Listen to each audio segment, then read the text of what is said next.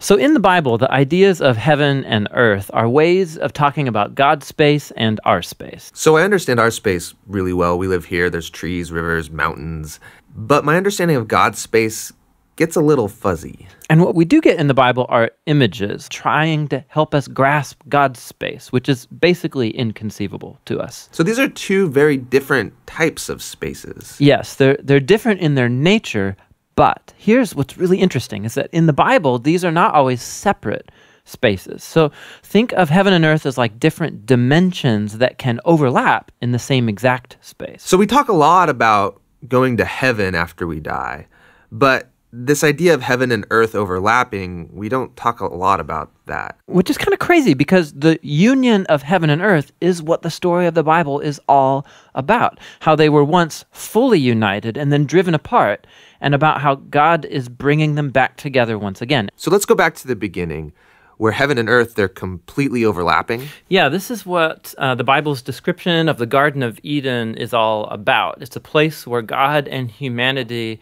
dwelt together perfectly, no separation, and humans then partner with God in building a flourishing, beautiful world and so on. But as humans, we wanted to do things a different way. We wanted God out, and we wanted to create a world apart from him. Yeah, so we have these two spaces now. And the Bible actually uses lots of different kinds of words and phrases to refer to these two spaces to make a clear distinction. So you've said that these spaces can overlap, though. So explain how that works. Yeah, this is where we have to start talking about temples.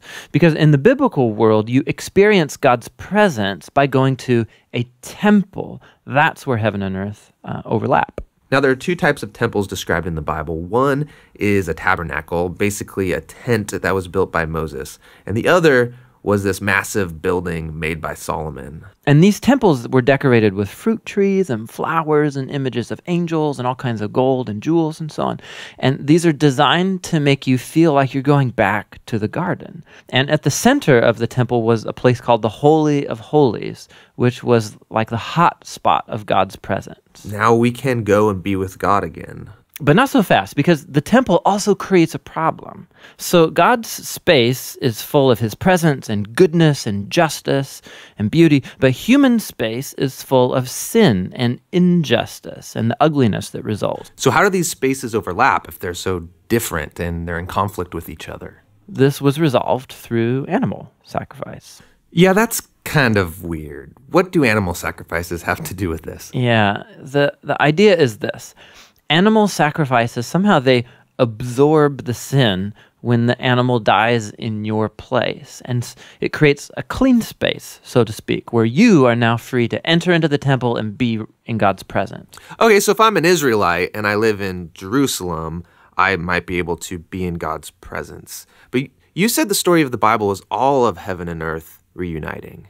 Right. So we have to keep going in the story where we come to Jesus in the New Testament. And in the Gospel of John, we hear this claim that God became human in Jesus and made his dwelling among us. Now, this word dwelling is really curious. It means he set up a tabernacle among us. And so what John is claiming right here is that Jesus is a temple. He is now the place where heaven and earth overlap. What's interesting about Jesus is that he isn't staying in this safe, clean space. He's running around hanging out with sinners. He's healing people of their sicknesses and forgiving people of their sins. He's basically creating little pockets of heaven where people can be in God's presence, but he's doing it out there in the middle of the world of sin and death. And he keeps telling everyone that the kingdom of heaven is at hand. And he even told his followers to pray regularly that God's kingdom come and that his will be done here on earth just as it is in heaven.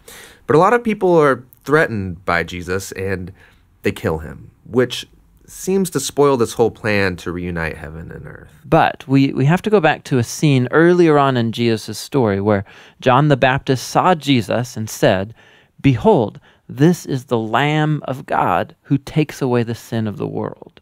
So Jesus isn't just talked about as being a temple, he's also talked about as being the temple sacrifice. Yeah, so the cross is now the place where Jesus absorbs sin to create a clean space that is not limited like animal sacrifices.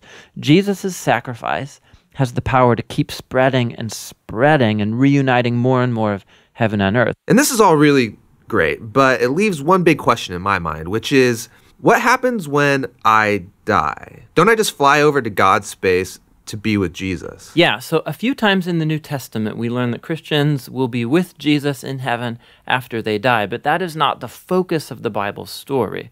The focus is on how heaven and earth are being reunited through Jesus and will be completely brought together one day when he returns. So in the book of Revelation, we get this beautiful image of the Garden of Eden, now in the form of a city, coming to end the age of sin and death by redeeming all of human history in a renewed creation. And God's space and human space completely overlap once again. We believe the best way to understand the Bible is to look at its overall narrative. So we're going to do this by taking individual themes and tracing them throughout the storyline of the whole Bible. We also do this by making videos that focus on one book of the Bible, looking at the literary themes, the structure, and the design of that book. We are a nonprofit, and so we need your help in making more of these videos. Help us reach our next goal so we can keep making them. John has been making YouTube videos for a couple of years now through a few companies that he founded. Well, through two companies that he founded. You can also download full resolution versions of these videos, or like discussion guides and study guides, all that kind of stuff for free at jointhebibleproject.com.